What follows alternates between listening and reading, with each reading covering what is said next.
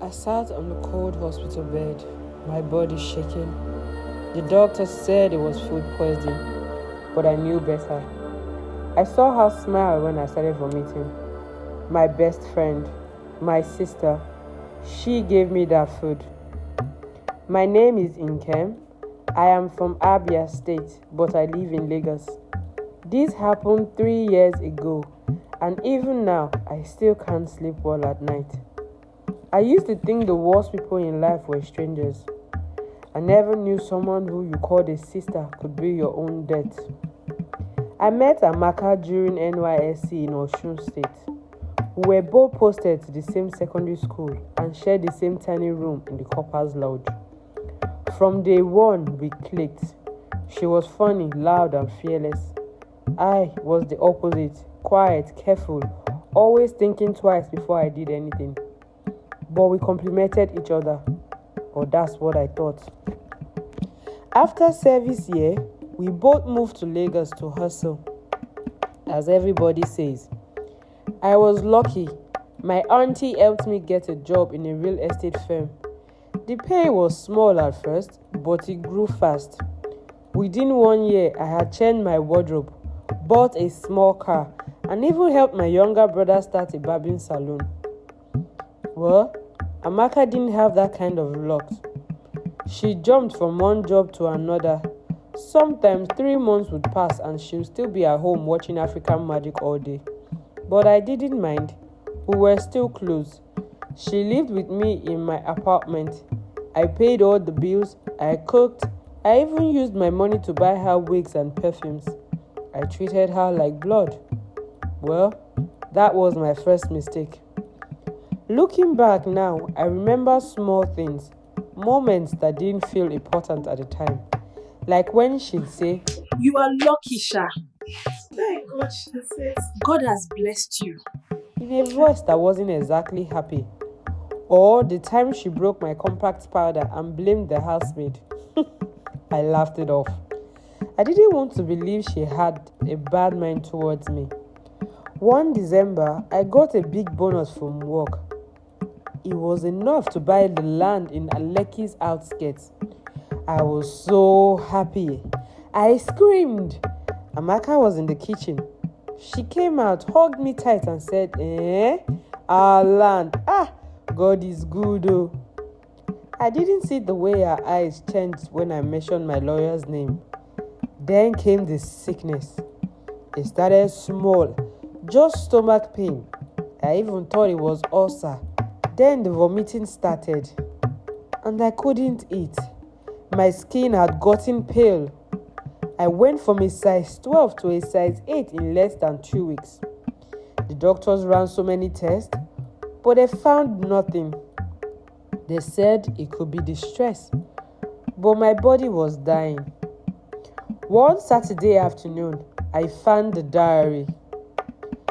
She had traveled to Enugu to visit her aunt, and I was too weak to go to church, so I stayed back at home.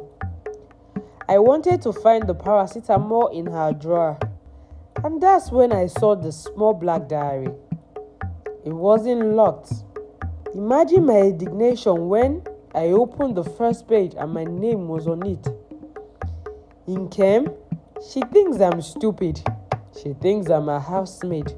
Always showing off, always giving me crumbs.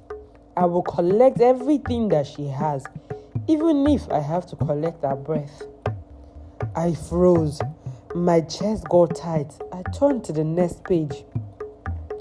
She signed the land documents with her lawyer, but she doesn't know I called the lawyer pretending to be her. I already sent new documents. I forged her signature from her passport. Now the land is mine. My hands were shaking. My vision was blurry. I flipped to the next page. The powder is working. She doesn't even know it. She thinks it's ulcer. Idiot. I will give her more this week. I screamed.